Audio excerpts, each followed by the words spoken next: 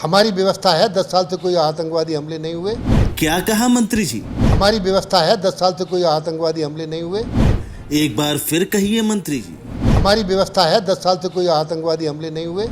अब एक बार हम कहें मंत्री जी, आपने झूठ बोला, सरासर झूठ बोला, बार बार झूठ बोला। हमारी व्यवस्था है 10 साल से कोई आतंकवादी हमले नहीं हुए।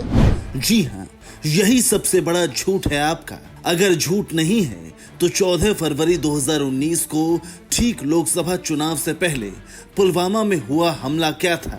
आए दिन जम्मू कश्मीर में होने वाले हमले क्या हैं? दहशतगर्द घाटी में हमारे जवानों को शहीद कर रहे हैं, वो क्या है? पता नहीं योगी के मंत्री कौन सा नशा करके बैठे हैं। इनका नाम है धर्मपाल सिंह। गुरुवार को मंत्री जी मेरठ आए थे। इनके साथ प्रेस कॉन्फ्रेंस के दौरान सांसद अरुण गोविल भी बैठे थे और मीडिया के सामने झूठ बोलते मंत्री जी को शर्म नहीं आई।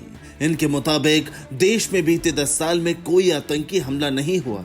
लोकसभा चुनाव के बाद जो आतंकी हमले हो रहे हैं उनके लिए समाजवादी पार्टी राहुल गांधी दोषी हैं। हम उस व्यवस्था को जिम्मेदार ठहरा रहे हैं जिन्होंने देश का नाम कमजोर करने का काम किया है।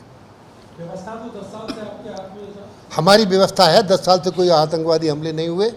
अब जो माहौल, चाहे वो राहुल गांधी हो, दूसरे देश में जाकर भारत का गौरव नीचा करने का काम करते हैं, उसी की ढपली अखिलेश यादव बजाने का काम करते हैं।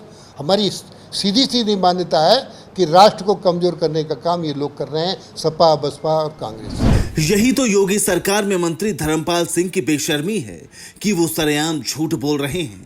लेकिन जब प्रेस कॉन्फ्रेंस के दौरान मंत्री जी को एक पत्रकार ने आईना दिखाया तो चुप कराने पर अड़ गए। बोल दिया कि पुलवामा अटैक तो मोदी सरकार से पहले की बात है। 10 साल में कोई आतंकवादी हमला नहीं हुआ, कहीं भी नहीं हुआ। पुलवामा सर क्या था? पुलवामा इससे पहले की बात होगी। चलो सर वो आपके कार्यकाल का ही तो है। चलिए, हमारे यहाँ जब से प्रधानमंत्री नरेंद्र मोदी हैं, आप चैन की नींद सो रहे हो। हमारी आंतरिक सुरक्षा भी मजबूत है और बाहरी सुरक्षा भी मजबूत है। आंतरिक सुरक्षा में पुलिस बहुत अच्छा काम कर रही है, बाहरी सुरक्षा में सेना बहुत अच्छा काम कर रही है। हम लोग बहुत आराम से सोते हैं। सैनिक सीने पर गोली खाकर हमारी रक्षा करने का काम कर रहे हैं। क्या पुलवामा में हमारे जवानों की जो शहादत हुई वो आतंकी हमले का नतीजा नहीं था, या फिर मंत्री जी पुलवामा अटैक को महज एक हादसा बताना चाहते हैं? अब दो ही चीजें हो सकती हैं, या तो मंत्री जी को देश की स्थिति का ज्ञान नहीं है, या फिर उनकी याददाश्त कुछ ज्यादा ही कमजोर है। मंत्री जी बादाम खा लीजिए, यूं फालतू के बयान देकर अपनी और पार्टी का मजाक मत बनवाइए।